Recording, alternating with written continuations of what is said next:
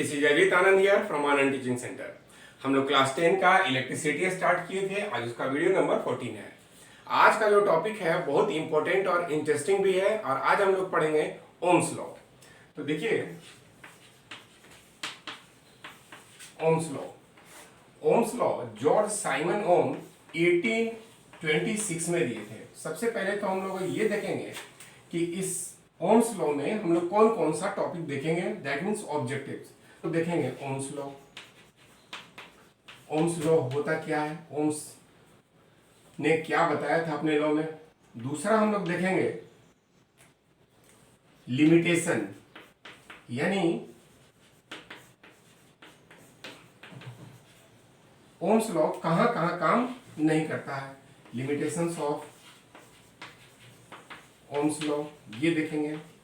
फिर हम लोग देखेंगे इसका मैथमेटिकल एक्सप्रेशन,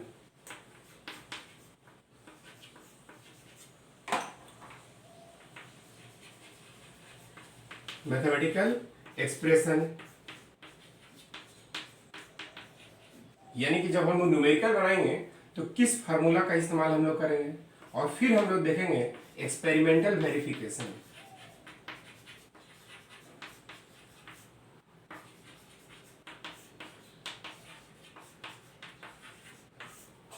ओम्स लॉ से रिलेटेड ये चार ऑब्जेक्टिव्स हैं हमारे सामने जिसको हम लोग पढ़ेंगे क्लास 10 के लिए। तो आज हम लोग कम से कम मैथमेटिकल एक्सप्रेशन तक उम्मीद करते हैं कि पढ़ लेंगे। बाकी जो होगा एक्सपेरिमेंटल वेरिफिकेशन वो हम लोग अगले वीडियो में देखेंगे। तो सबसे पहले हम लोग देखेंगे ये ओम्स लॉ क्या होता है। कहता है क्या, ओम्स लॉ के अनुसार, अकॉर्डिंग टू ओम्स लॉ हम लोग देखेंगे एट कांस्टेंट टेम्परेचर,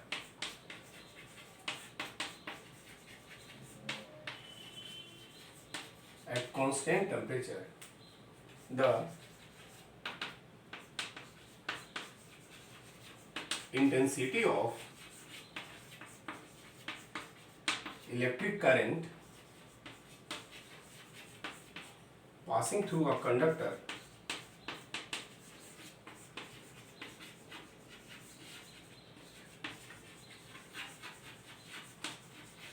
is, यहां देखते हैं हम क्या, टेम्परेचर को एकदम कांस्टेंट रखना है। टेम्परेचर अगर आगे पीछे हुआ तो ओम्स लॉ फॉलो नहीं करेगा। इसके बारे में हम लोग और भी जगह देखेंगे, जो लिमिटेशन में हम लोग देखेंगे कि कहां कहां ओम्स लॉ काम नहीं करता है।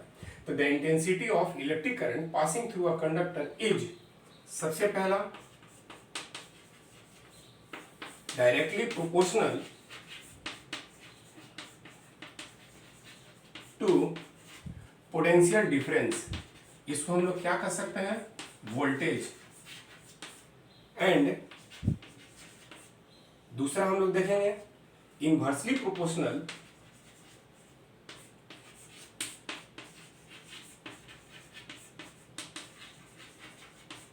To the resistance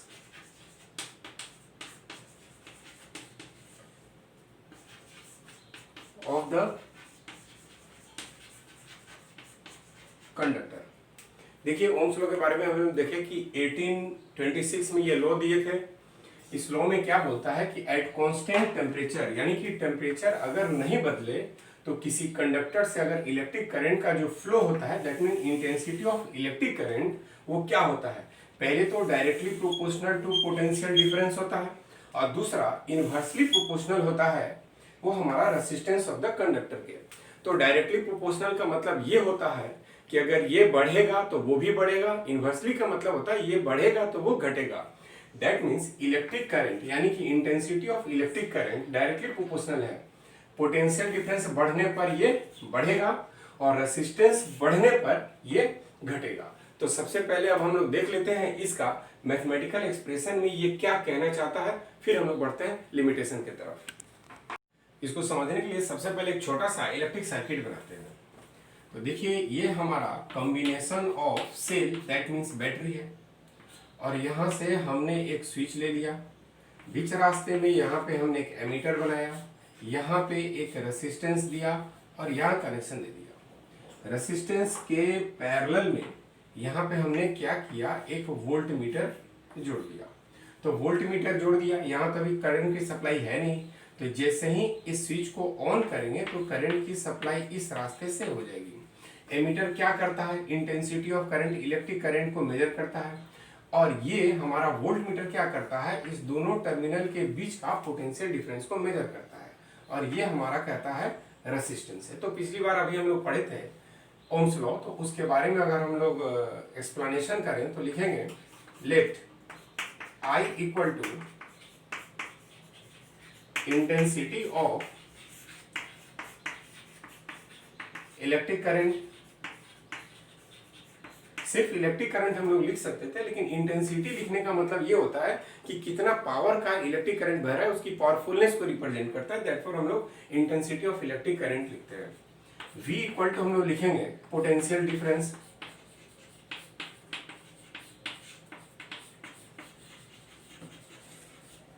R equal to हम लोग लिखेंगे रेसिस्टेंस। ठीक है, यहाँ रेसिस्टेंस है, ये पोटेंशियल डिफरेंस मेजर करने का इंस्ट्रूमेंट जो है वो मेरा वोल्ट मीटर है। तो कहता है क्या, और T हमारा क्या है, टेम्परेचर। लिखते हैं अकॉर्डिंग टू ओम्स लॉ। ये ओम्स लॉ क्या कहता है, intensity of current I proportional to V। Intensity of current potential difference के प्रोपोर्शनल होता है। कब, जब when R and T are constant. ये दोनों अगर कांस्टेंट हैं तो I प्रोपोर्शनल टू क्या हो जाएगा, V हो जाएगा। फिर कहता है I प्रोपोर्शनल टू, अब हम लोग बोले थे इनवर्सली, तो 1/R लेकर के जाएंगे। किसका इनवर्सली प्रोपोर्शन था, रेसिस्टेंस का, तो 1/R। कब, when potential difference V and T are constant. तो ये हमारा पहला है और ये हमारा दूसरा है। ये दोनों को हम लोग कंबाइन करेंगे तो यहाँ लिखेंगे फ्रॉम फर्स्ट एंड सेकंड से। I प्रोपोर्शनल टू V है, I प्रोपोर्शनल का तो साइन है लेकिन 1/R है, तो यहाँ पर हम लोग इसको इनवर्सली प्रोपोर्शनल बोलेंगे, I प्रोपोर्शनल V/R। ठीक है, तो हम लोग इसको लिख सकते हैं I into R proportional to V। इसको हम लोग लिख सकते हैं V proportional to I into R। और हम लोग को पहले से पता है कि जो प्रोपोर्शनल को इक्वल में कन्वर्ट करते हैं तो एक कांस्टेंट से मल्टीप्लाई करते हैं, और यहाँ V equal to I into R लिखेंगे, और जो कांस्टेंट से मल्टीप्लाई करेंगे उसको हम लोग क्या समझते हैं, या फिर ऐसा भी आप कह सकते हैं, इसका यूनिट फॉर्म अगर लेंगे तो हम लोग इसको वोल्ट मान सकते हैं, क्योंकि पोटेंशियल डिफरेंस का जो यूनिट होता है वो क्या होता है, वोल्ट होता है। तो हम लोग फार्मूला के जगह पे लिखेंगे V इक्वल टू IR, और यहाँ जो K है where K equal to unit, इसको थोड़ा सा हम लोग बढ़ाते हैं, हियर K जो है ना वो क्या है, यूनिट है, या फिर हम लोग इसको 1 मान लें, या फिर पोटेंशियल डिफरेंस का SI यूनिट अगर हम लोग बोल दें तो ये मेरा क्या हो जाएगा, वोल्ट। इस तरीके से V बराबर IR, ये हमारा ओम्स लॉ का फार्मूला हुआ। फाइनल यूनिट इसका क्या डालेंगे हम लोग, वोल्ट डालेंगे। तो चलिए, ये तो हमारा पोटेंशियल डिफरेंस के फेज में एक्सप्रेशन है। इसका एक और एक्सप्रेशन देखते हैं, वो हम लोग देखेंगे इलेक्ट्रोमोटिव फोर्स के फॉर्म में। ईएमएफ के फॉर्म में जब हम लोग ओम्स लॉ देखते हैं तो एक छोटा सा इसमें चेंजिंग लाते हैं। चलिए, हम लोग क्या किया कि यहाँ से एक और हमने वोल्ट मीटर ले लिया। स्विच ऑफ होने के केस में भी ये हमारा किस चीज को मेजर करेगा, ये हमारा मेजर करेगा ईएमएफ को। ये हमारा एक्सटर्नल रेजिस्टेंस है, ये हम लोग देख लिए थे। तो चलिए मान लेते हैं ये कंडक्टर जो है ना, कंडक्टर का इंटरनल मटेरियल भी कुछ न कुछ इलेक्ट्रिक करंट के फ्लो में रुकावट पैदा करता है, जिस चीज को हम लोग इंटरनल रेजिस्टेंस ऑफ कंडक्टर कहते हैं। तो चलो हम लोग इसको मान लेते हैं छोटा r। तो in the form of EMF, यह पोटेंशियल डिफरेंस के फॉर्म में था, तो यहाँ पे हम लोग लिखते हैं ओम्स लॉ। कहाँ, in the form of EMF. तो हम लोग अभी क्या देखे थे, V बराबर IR, since V equal to हम लोग क्या देखे थे, IR।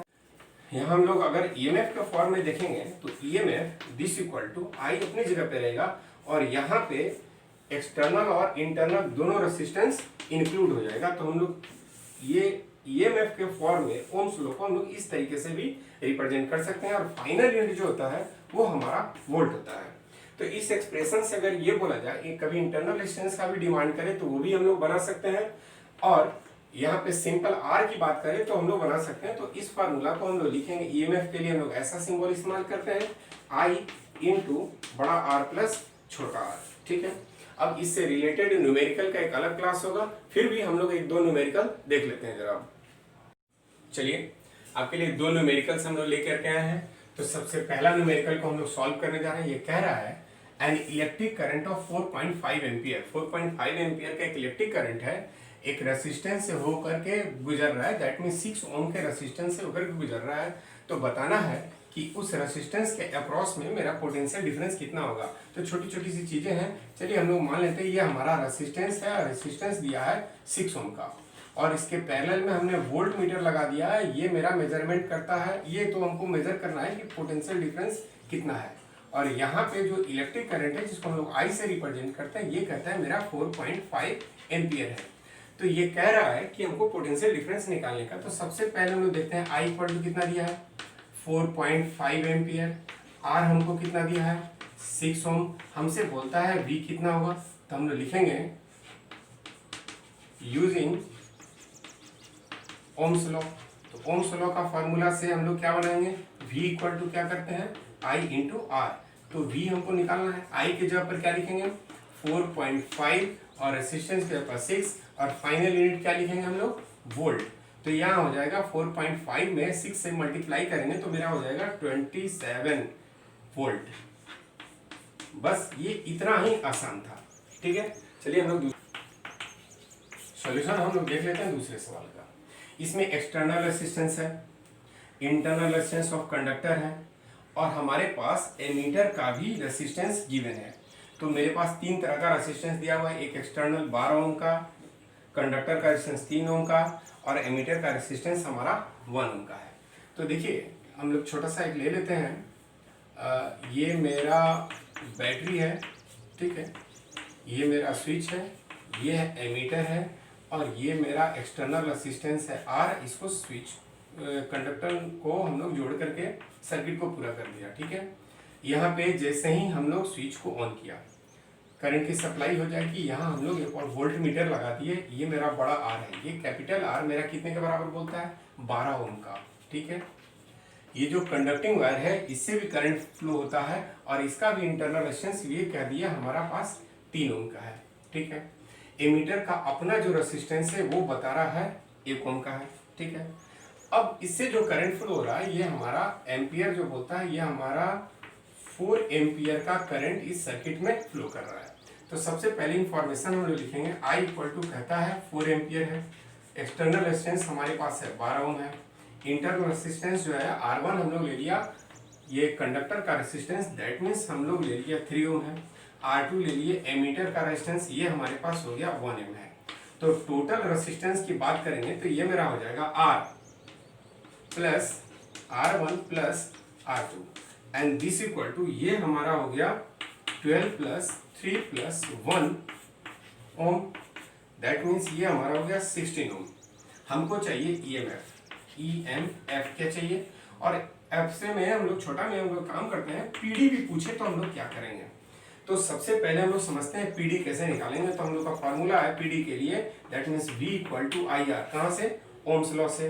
तो I के जगह पर 4 और R के जगह पर सिर्फ हम लोग 12 ओम ले लेंगे, ठीक है। तो ये 12 इंटू 4 दैट मीन्स 48, और फाइनल यूनिट पोटेंशियल डिफरेंस का क्या होता है, ये होता है वोल्ट। ये मेरा हो गया आंसर। तो ये हमारा जो मेजरमेंट आया ये 48 वोल्ट यहाँ का है, लेकिन अगर यहाँ पे वोल्ट मीटर लगाएं और ईएमएफ के बारे में बात करें तो मेरा जो ईएमएफ आएगा, अभी हम लोग देखे थे ईएमएफ का फॉर्मूला क्या होता है, आई इंटू जितना सारा रेसिस्टेंस है उसका रिजल्टेंट फॉर्म, यानी कि आप लोग लिखेंगे R plus R1 plus R2। तो I के जगह पर हम लोग कितना लिख देंगे, 4 एम्पियर का करंट है, R प्लस R2 सारा जोड़ने पर मेरा कितना था 16 एम्पियर। तो ये 16 फाइनल यूनिट क्या होता है मेरा, वोल्ट होता है। तो ये अगर हम लोग करेंगे तो 16 इंटू 4, और ये मेरा आ जाएगा 64 वोल्ट। ये जो मेरा आंसर आया वो मेरा किस चीज का आ गया, ईएमएफ का आ गया। तो हम लोग देख लिए दूसरे सवाल को देखें, ईएमएफ निकालने के लिए हम लोग कौन कौन सा जोड़ते हैं। और पीडी निकालने के लिए हम लोग सिर्फ कैपिटल आर एक्सटर्नल रेसिस्टेंस का इस्तेमाल हम लोग कर लेते हैं। तो ये न्यूमेरिकल भी आपको समझ में आ गया। बस एक छोटा सा चीज है कि ये लिमिटेशन क्या क्या है, ये कहाँ कहाँ काम नहीं करेगा, उसको हम लोग इसी वीडियो में देख लेते हैं।